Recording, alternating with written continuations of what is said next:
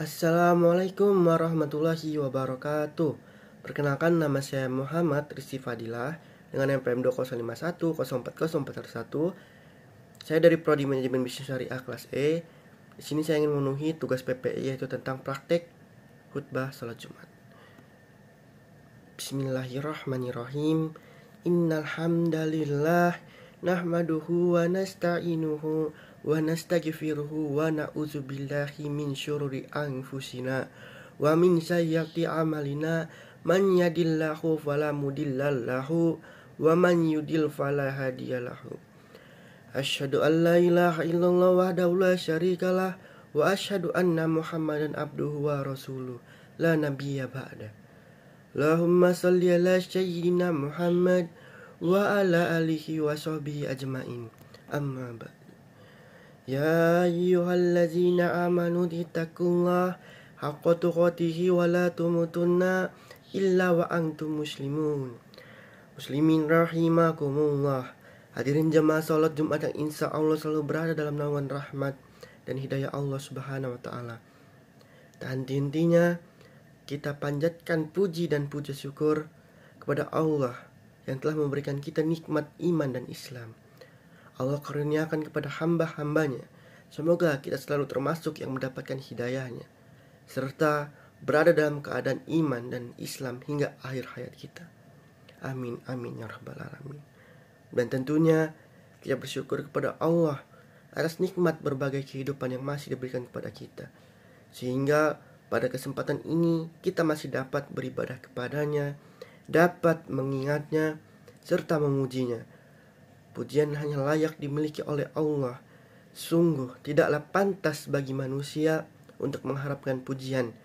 Tidak pantas bagi manusia untuk merasa telah berjasa, karena sungguh sejatinya segala pujian hanya milik Allah semata. Jamaah rahimakumullah, kita berada di hari yang sangat mulia ini. Ia adalah merupakan 10 awal dari bulan Zulhijjah, dan sebentar lagi kita akan mengadakan sebuah ibadah yang agung, yaitu ibadah Idul Adha, disertai dengan penyembelihan kurban. Ia adalah merupakan ibadah yang sangat agung dan besar.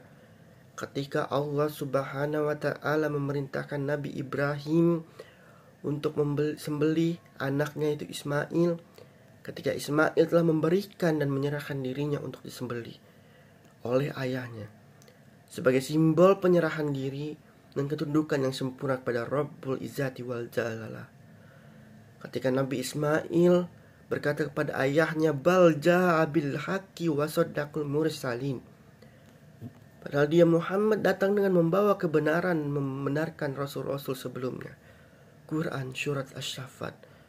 Subhanallah, akibat kesabaran dan ketaatan Nabi Ibrahim dan anaknya, maka Allah gantikan dengan seekor kambing, lalu menyebutkan fadainahu bizibhin azim, dan kami tebus anak itu dengan seekor sembelihan yang sangat besar. Quran Asy-Saffat 107. Itu menunjukkan bahwasannya sembelihan di Idul Adha adalah merupakan sembelih yang agung, sembelihan yang besar di sisi Allah Subhanahu wa taala.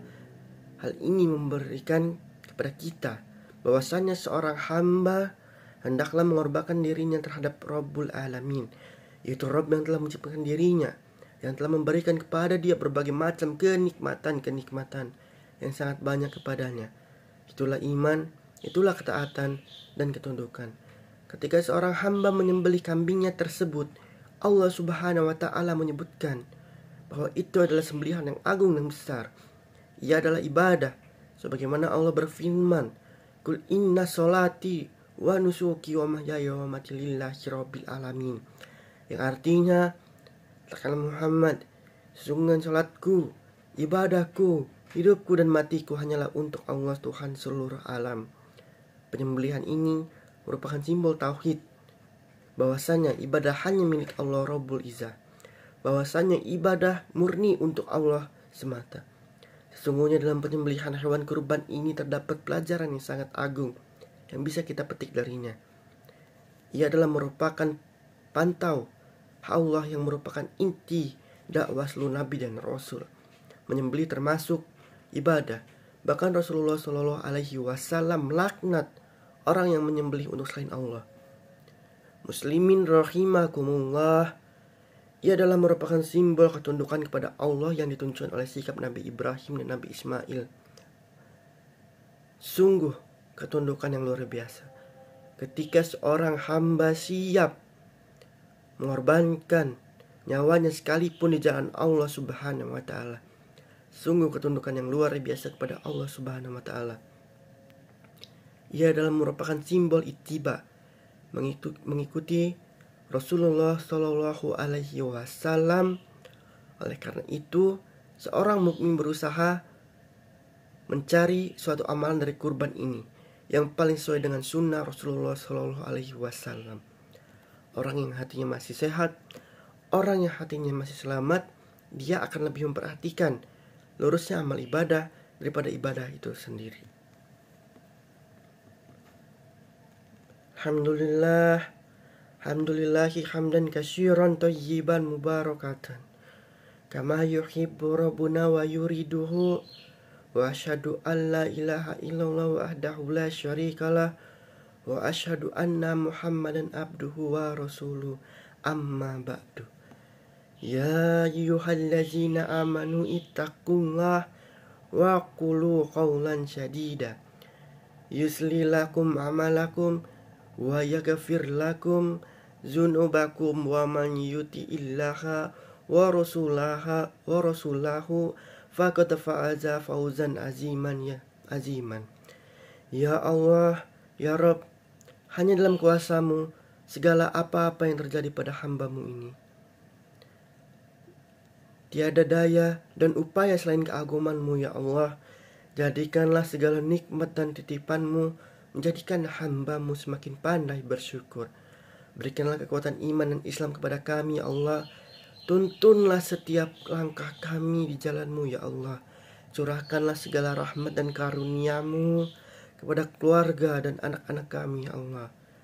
Ya Allah, ya Rabb, di hari yang Engkau ciptakan ini, ajarkanlah kami agar senantiasa menempatkan-Mu di tempat yang paling agung, karena kami sadar seringkali dunia ini lebih putih mengingatkan akan pertemuan dengan Allah ketika ia dibungkus dengan kain kafan lalu ia dikuburkan. Dia tidak berbekal kecuali amalan dia dan kain kafan yang menempel pada tubuhnya. Di saat kaum muslimin berkumpul di Mina di Arafah, tidak ada lagi dibedakan kedudukan ataupun hasta. Tidak dibedakan apakah dia kaya raya atau dia seorang pejabat atau pemimpin. Semua sama di hadapan Allah, karena memang tidak ada yang kebal hukum di hadapan Allah Rabbul Izzati wal Jalal. Sebuah kalimat yang agung yang menunjukkan pengesahan bahwasannya tidak ada sekutu bagi Allah yang berhak disembah selain Allah Subhanahu wa taala. Jamaah rahimakumullah. Sungguh banyak hikmah-hikmah yang mungkin bisa kita petik. Namun, tentunya semua ini butuh keheningan jiwa untuk senantiasa mengambil dan mempraktekkan apa hikmah-hikmah yang bisa kita petik dari ibadah itu sendiri.